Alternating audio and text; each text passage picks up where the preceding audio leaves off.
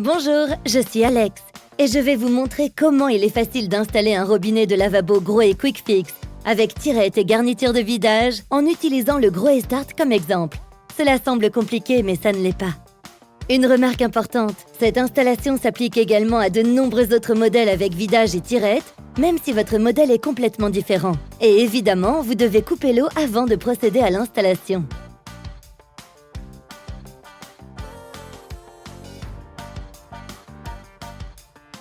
Tout d'abord, regardons ce qu'il y a dans la boîte.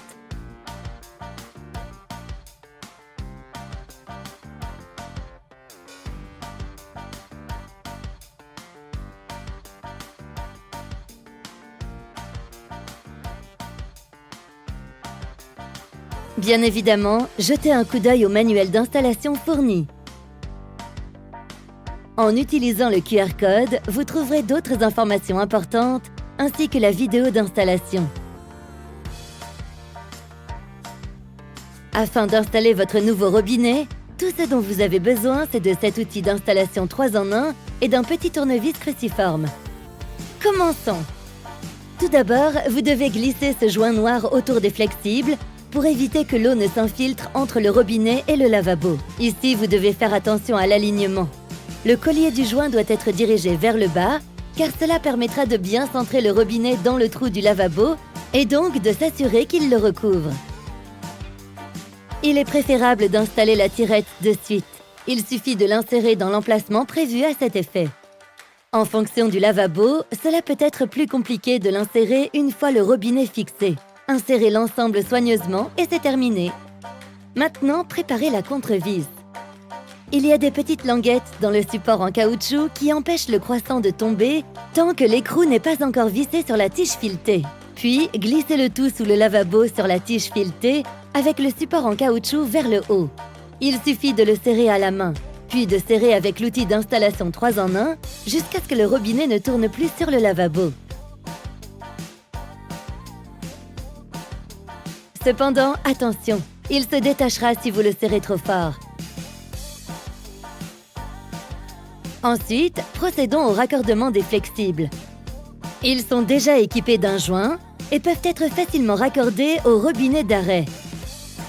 Le flexible de droite est toujours destiné à l'eau froide et se raccorde au robinet d'arrêt de droite. Le flexible de gauche est pour l'eau chaude et se raccorde sur le robinet d'arrêt de gauche. Vous devez simplement positionner le raccord sur le filetage du robinet d'arrêt et serrer à la main jusqu'à la butée, puis le serrer fermement à l'aide de l'outil d'installation 3 en 1 fourni jusqu'à ce que le raccordement soit bien étanche. Les flexibles ne doivent pas être pliés ni tordus. Il est préférable de tenir les flexibles à la main ou avec un outil approprié pour les serrer. Super! L'eau coule-t-elle? Pas encore. Avant de pouvoir ouvrir votre nouveau robinet, vous devez impérativement installer l'évacuation. Pour ce faire, retirez le bouchon du vidage, puis dévissez la partie haute du vidage. Le joint en mousse reste sur la partie haute du vidage. Il suffit maintenant de l'insérer dans l'évacuation du lavabo. Placez le joint noir sur la partie basse du vidage et vissez-le sur la partie haute par le dessus. Assurez-vous que le vidage soit serré de manière à être étanche. Vous pouvez dire qu'il est serré parce que le joint blanc est plaqué contre la céramique. La tige doit être dirigée vers l'arrière après que le raccord de vidage a été resserré.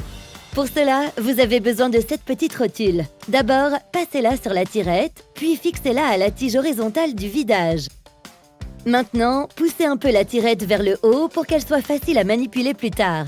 Fixez-la ensuite avec une petite vis.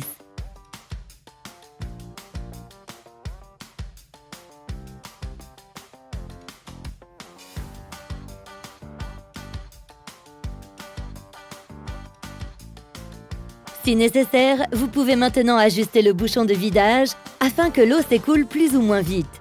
Pour cela, il faut tourner la vis située en bas du bouchon pour le régler à la hauteur souhaitée. Vous pouvez verrouiller votre réglage avec l'aide du petit écrou métallique. Maintenant, tout ce que vous avez à faire, c'est d'installer votre siphon et ensuite tester votre nouveau robinet. Maintenant, ouvrez lentement les robinets d'arrêt et vérifiez que tout est bien étanche. Voici une petite astuce.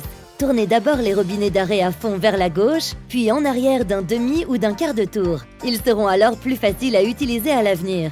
Enfin, laissez couler un peu d'eau dans la vasque fermée afin de vérifier si tout est bien étanche. On a réussi! C'était rapide et facile, n'est-ce pas?